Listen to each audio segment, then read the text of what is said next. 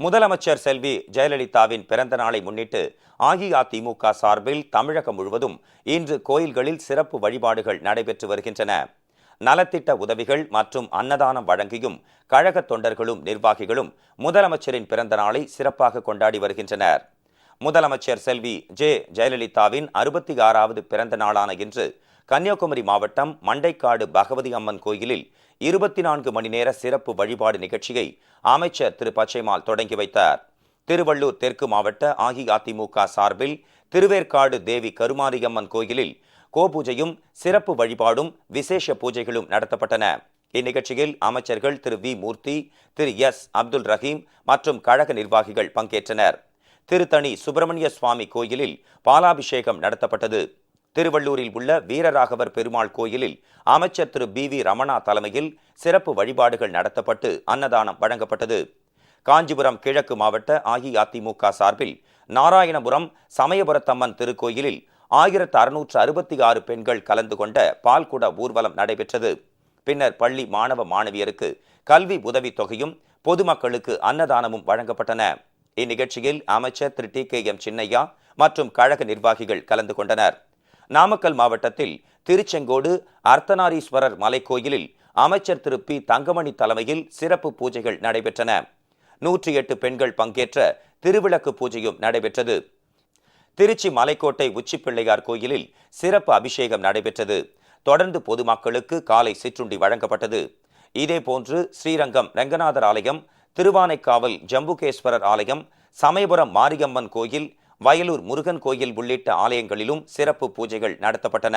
தென்சென்னை தெற்கு மாவட்ட ஜெயலலிதா பேரவை சார்பில் எம்ஜிஆர் காது கேளாதோர் மற்றும் வாய் பேசாதோர் பள்ளியில் நலத்திட்ட உதவிகள் மற்றும் அன்னதானம் வழங்கும் நிகழ்ச்சி நடைபெற்றது. கழக மாநிலங்களவை குழு தலைவர் டாக்டர் வ மைத்ரேயன் மற்றும் அஇஅதிமுக நிர்வாகிகள் இதில் கலந்து கொண்டனர்.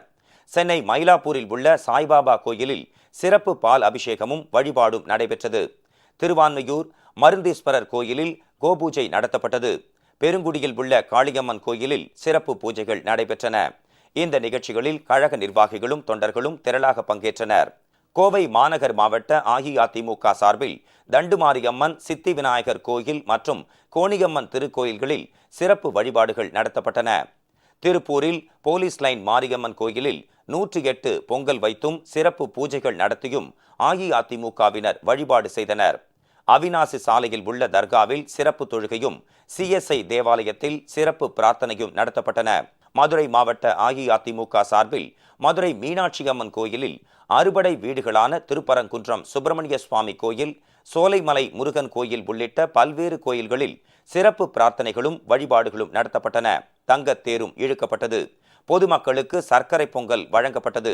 பெரம்பலூர் மாவட்டத்தில் மட்டரை மாவிலங்கை ஆலயம், வாலிகண்டபுரம் வாலீஸ்வரர் ஆலயம் உள்ளிட்ட பல்வேறு ஆலயங்களில் அஇஅதிமுகவினர் இன்று அதிகாலையில் சிறப்பு வழிபாடுகள் நடத்தினர்.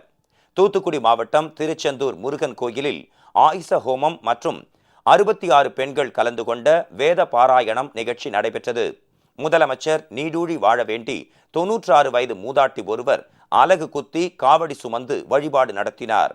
திருவாரூர் மாவட்டம் ஆலங்குடி குரு பகவான் ஆலயத்தில் முதலமைச்சர் செல்வி ஜெயலலிதாவின் 66வது பிறந்த நாளையொட்டி மாவட்ட அஇஅதிமுக சார்பில் குரு பகவானுக்கு பால், தயிர், சந்தனம், மஞ்சள் உள்ளிட்ட திரவிய பொருட்களை கொண்டு சிறப்பு அபிஷேகம் நடத்தப்பட்டது. விழுப்புரம் வடக்கு மாவட்ட அஇஅதிமுக சார்பில் ரயில் நிலையம் அருகில் உள்ள செல்வ விநாயகர் கோயில் உள்ளிட்ட பல்வேறு ஆலயங்களில் சிறப்பு அபிஷேகம் நடத்தப்பட்டது. பொதுமக்களுக்கு இனிப்புகள் வழங்கப்பட்டன. டெல்லியில் ஆர்கேபுரத்தில் உள்ள முருகன் மலை கோயிலில் மாநிலங்களவை அஇஅதிமுக உறுப்பினர் திரு OS மணியன் தலைமையில் சிறப்பு பூஜை, அபிஷேகம் மற்றும் அன்னதானம் வழங்கும் நிகழ்ச்சிகள் நடைபெற்றன.